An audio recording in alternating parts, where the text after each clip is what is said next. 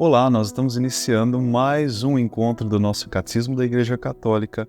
Hoje, com a nossa aula de número 8, nós iremos estudar aquele artigo do Creio, em que nós dizemos: creio em um só Deus, Pai. Veremos um pouquinho também sobre o mistério da Santíssima Trindade, porque é compreendendo o mistério da Santíssima Trindade que nós compreenderemos o que significa dizer que Deus é Pai. A nossa fé, como católicos, é a fé na Santíssima Trindade. Nós iniciamos sempre as nossas orações dizendo que nós estamos reunidos em nome do Pai, do Filho e do Espírito Santo. A fé de todos os cristãos, vai nos dizer São Cesário, a fé de todos os cristãos consiste na Trindade. Toda a nossa fé, ela está conectada a esta grande verdade que é o mistério da Santíssima Trindade. A Igreja, desde sempre, batizou em nome da Santíssima Trindade. O próprio Catecismo começa dizendo que não se batiza nos nomes do Pai,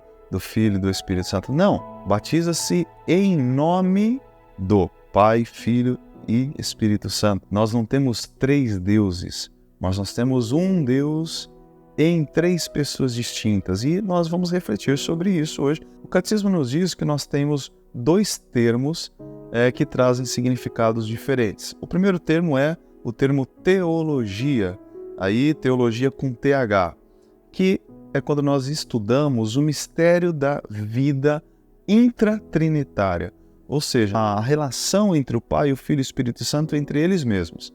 Esta seria a teologia. E a outra palavra é a oikonomia, que vem depois de ser, em português, economia, que é a obra de Deus realizada na história. Então, tudo aquilo que Deus fez pensando na nossa salvação, toda a revelação de Deus, a ação de Deus na história humana para nos salvar, a economia. Então, são dois termos que a gente precisa logo de cara aprender. Teologia, mistério da vida intratrinitária, e oikonomia é a economia, ou seja, tudo aquilo que Deus realizou na história para a nossa salvação. O Catecismo vai deixar muito claro para nós que nós só podemos ter acesso à verdade sobre a Santíssima Trindade por meio de uma revelação divina, ou seja, nós só conseguimos acessar este mistério porque Jesus veio, Jesus é Deus feito homem, e Ele revelou para nós o mistério da Trindade. Portanto, quem revelou que Deus é Pai foi o próprio Jesus. O próprio Jesus nos ensinou que Deus é Pai. Você se lembra de quantas vezes Jesus se referia a Deus chamando-o de Pai? Quantas vezes ele diz, é o Pai que me enviou, esta obra que eu faço é a obra que o Pai me mandou fazer, eu e o Pai somos um, quem me vê, vê o Pai. Depois o próprio Jesus vai se referir ao Pai como o Abá Pai, como o papaizinho, a tradução livre, papaizinho. O próprio Jesus vai utilizar esta palavra para nos mostrar como ele era íntimo do Pai. Depois ele vai também nos ensinar a rezar o Pai Nosso e vai dizer: vocês todos são filhos deste Pai. Portanto, quem nos trouxe essa revelação de que Deus, ele, além de Criador, ele é Pai, foi o próprio Jesus. É Ele quem nos revelou o Pai. No Antigo Testamento, Deus, ele é o Criador de todas as coisas.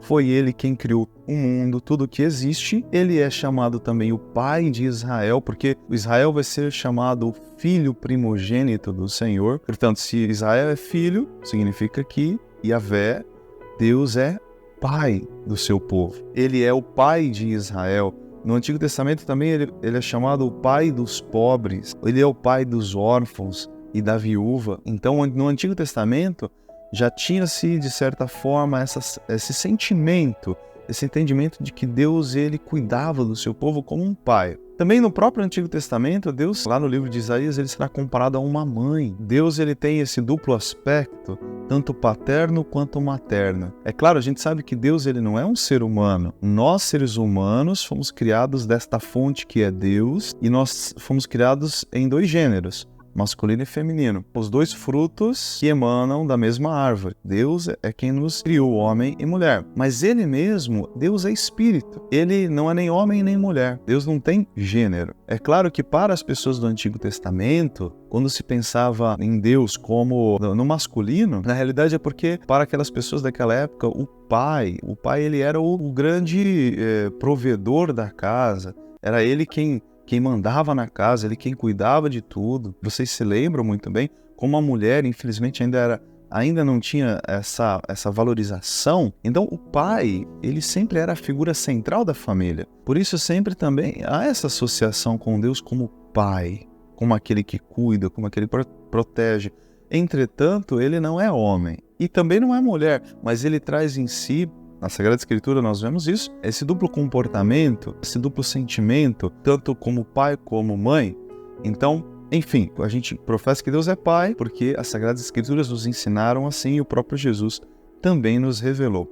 Eu vou ler para vocês agora, eu convido que você pegue aí o seu catecismo, no parágrafo 239, e nós vamos ler o que está aí neste parágrafo. Ao designar a Deus com o nome de Pai, a linguagem da fé indica principalmente dois aspectos: que Deus é a origem primeira de tudo e a autoridade transcendente, e que ao mesmo tempo é bondade e solicitude de amor para todos os seus filhos. Esta ternura paterna de Deus pode também ser expressa pela imagem da maternidade, que indica mais a imanência de Deus, a intimidade entre Deus e sua criatura. Assim como uma mãe, ela é íntima do seu filho.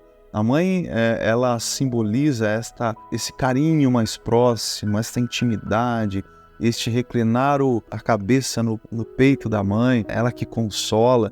Então, Deus também traz esse aspecto no Antigo Testamento. Continuando, a linguagem da fé inspira-se assim na experiência humana dos pais, os genitores, que são, de certo modo, os primeiros representantes de Deus para o homem. Mas esta experiência humana ensina também que os pais humanos são falíveis e que podem desfigurar o rosto da paternidade e da maternidade. Convém então lembrar que Deus transcende a distinção humana dos sexos. Ele não é nem homem nem mulher, é Deus. Transcende também a paternidade e a maternidade humanas, embora seja a sua origem e a medida. Ninguém é pai como Deus o é. Os primeiros representantes de Deus na nossa vida são os nossos pais. Entretanto, os nossos pais são seres humanos falíveis, eles têm suas limitações, muitas vezes eles não nos deram aquele amor que nós tanto esperávamos, né? Mas Deus não é nem homem nem mulher, Ele é um pai eterno, amoroso, infalível. Deus não erra, Deus não deixa de nos amar, Deus é sempre amor, Ele é imutável. Portanto, a paternidade de Deus é a verdadeira paternidade. Os nossos pais são apenas uma imagem ofuscada desta paternidade. E olha que, se eu perguntar para você que é pai, para você que é mãe, o quanto você ama teu filho, tua filha, com certeza você vai dizer que você ama mais do que a você mesmo, que você com certeza morreria no lugar deles. E olha só, isso porque nós somos imperfeitos. Imagine como é o amor de Deus por nós, então. Ele que é o verdadeiro Pai de todos nós. Jesus, ele revela o Pai como seu Pai. Jesus é o Filho único do Pai. Isso se refere àquilo que eu falei no começo, a vida intratrinitária. Jesus, ele é, dentro da Trindade, ele é o Filho por excelência. Antes que o céu e a terra existissem, dentro da vida trinitária, Jesus já era o Filho. O Pai já gerava o Filho. Esta relação, por isso que a gente diz que Jesus é o Filho verdadeiro, o Filho único, porque quando nós nos referimos ao mistério da Trindade, nesta relação intratrinitária, Jesus é sempre, eternamente, desde todos os séculos, o Filho do Pai, aquele que é gerado pelo Pai. O Concílio de Nicéia, lá em 325, no ano 325, vai nos dizer que o Filho é consubstancial ao Pai. O que significa dizer isso? Significa que Jesus, o Filho eterno do Pai, nesta vida intratrinitária, ele é da mesma substância que o Pai. Embora sejam pessoas distintas, eles têm a mesma substância, ou seja, os dois têm a substância divina. Depois, lá no Concílio de Constantinopla, em 381, Constantinopla vai complementar esta informação, dizendo que o Filho único de Deus, gerado do Pai antes de todos os séculos, luz de luz, Deus verdadeiro de Deus verdadeiro, gerado, não criado, é consubstancial ao Pai. Por isso que nós estamos aqui estudando aquele símbolo, ou seja, o credo niceno-constantinopolitano, porque ele é um resultado dos dois concílios, de Nicéia e Constantinopla. Então, o de Nicéia disse, o Filho é consubstancial ao Pai, é da mesma substância divina, ele é Deus com o Pai. E o Concílio de Constantinopla vai complementar dizendo que Jesus, o Filho, ele é gerado pelo Pai desde todos os séculos, desde antes de todos os séculos. Dentro da vida trinitária, ele sempre foi o Filho, sempre será o Filho único. Ele é gerado e não criado, ou seja, Jesus não é uma criatura, ele não foi criado, ele foi gerado, é diferente, né? A gente professa que Jesus foi gerado e não criado, porque se ele fosse criado, ele seria criatura e já não seria Deus. Então o Pai gera o Filho. Lembra aquele exemplo que eu dei na aula anterior de que o fogo, aquela grande chama que é o Pai, quando você encosta uma vela e tira uma chaminha daquela grande chama, você não tem uma chama que foi criada, ela simplesmente foi gerada pela primeira chama. Assim também o Filho. São duas chamas distintas, mas ao mesmo tempo é a mesma chama. O Filho de Deus, Jesus, desde toda a eternidade, ele foi gerado pelo Pai, mas ele não foi criado pelo Pai, senão ele não seria Deus. Também o Catecismo diz que o Pai e o Filho foram revelados pelo Espírito. Jesus anuncia, antes da Páscoa, a vinda do Paráclito, do Espírito Santo. Vocês estão lembrados? Lá no Evangelho de São João, no capítulo 16, Jesus, lá na última ceia, vai dizer aos apóstolos: eu não vos deixarei órfãos, mas eu enviarei para vocês um outro Paráclito, um outro Consolador, o advogado, aquele que virá para conduzir vocês, aquele que estará com vocês e em vocês. Lembrando que o Espírito Santo não está apenas conosco, mas ele está em nós, ele está dentro de nós.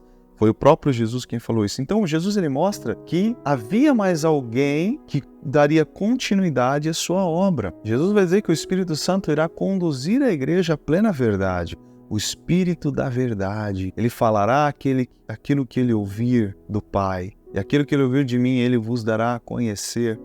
Portanto, nós percebemos aqui que há mais uma pessoa da Santíssima Trindade, que o próprio Jesus revela. Antes de Jesus revelar, isso não era claro. As pessoas do Antigo Testamento não tinham essa noção. Então, veja bem, lá no Gênesis, nós já vamos ver ali um indicativo dessa pessoa trinitária, dessa pessoa da Santíssima Trindade, que é o Espírito Santo, quando se diz lá em Gênesis: e o Espírito de Deus pairava sobre as águas. Também a igreja vai dizer que o Espírito Santo foi aquele quem falou pela boca dos profetas, ou seja, ele estava presente já em todo o Antigo Testamento, mas ainda não se tinha uma clareza sobre isso.